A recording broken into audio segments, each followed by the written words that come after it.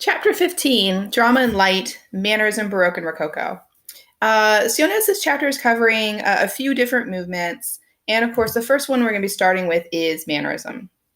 Mannerism is one of my favorite movements because it breaks from the sort of traditional orderly ideas of the Renaissance. The Renaissance was all about rebirthing the Greco-Roman world, and it's a world of order and logic. So Mannerism is going to want to do the exact opposite of that. So when we look at Mannerism, I would say that the first thing you really see is that we're not dealing with realism.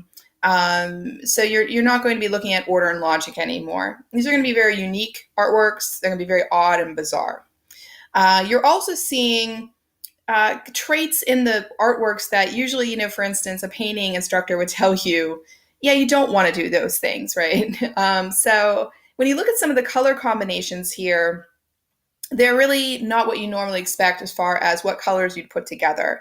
They're usually contrasting or clashing kind of combinations.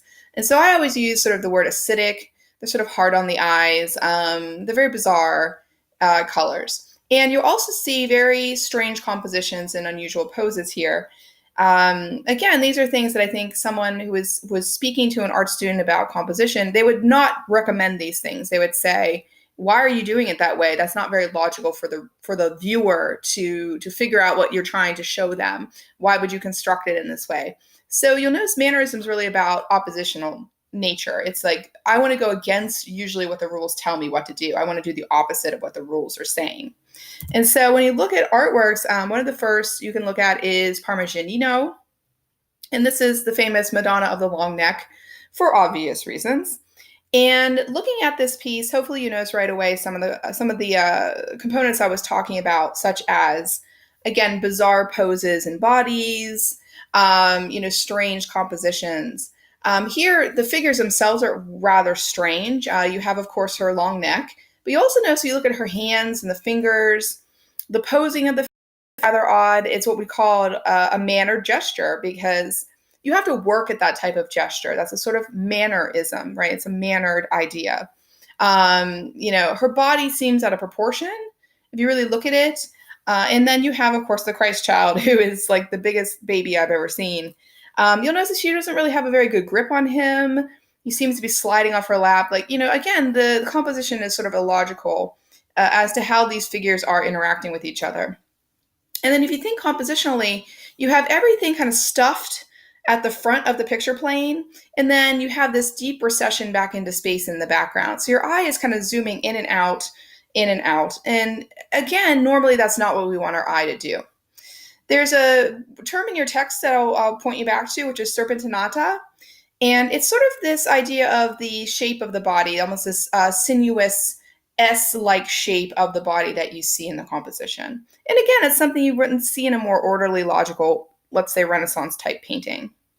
Another example I always love to give is Pontormo, the Descent from the Cross. Now, the question I often ask my students is, would you know what the subject of the painting was if the title wasn't there? And most of my students say, no, I wouldn't really understand what the title, what was going on without the title. So right there, that's something that's different from what you usually see with like a Renaissance painter who wants to clearly communicate to you what you're looking at. Here, without the title, I don't know. You may not be able to figure it out. And normally painters want you to know what they're talking about. They don't want to confuse you. So that's a very mannerist idea. Besides just the subject, if you look at what's going on here, first off, look at the colors. The colors are very contrasting or acidic or bizarre colors. And then if you really look at the composition, you'll notice everything's sort of swirling around the outside of the frame rather than being centered in the middle. So I kind of have two ways I explain this. I always say like it kind of looks like a washing machine going around and around, or it's like a donut with a hole in the middle. Either way you look at it, again, this is really not what you're supposed to do to your viewer when you construct a painting. You don't want their eyes constantly circling, looking for, what's the subject. And you really are supposed to put what they want to look at in the middle of the painting. You're not supposed to leave a hole there. Another thing you can also notice is the poses. Just look at the way that the two figures are dealing with Christ's body. The way that they're positioning themselves, posing, holding onto the body, the crouched position. Again, all of this would not really work in reality. So again, it's much more of a mannerist approach to how to construct these poses. And if you wondered who was sort of peeking out at you over on the right-hand side there, you'll notice the guy who has the normal colors, that's Pontormo. That's the painter sort of looking out at you. So you'll notice that mannerists kind of like the wink, wink, nod, nod. Hey, here I am in the painting. And just to compare and contrast a bit with Renaissance, just to give you a very clear example, if you look at Leonardo's Last Supper, you see a very orderly, logical construction. It uses linear perspective. Christ is in the center of the painting. Everything leads you to the middle and leads you to the focus quite easily. It's not a confusing painting. And then you can go contrast with the Pontormo and say, wow, this is a very different way to construct the work.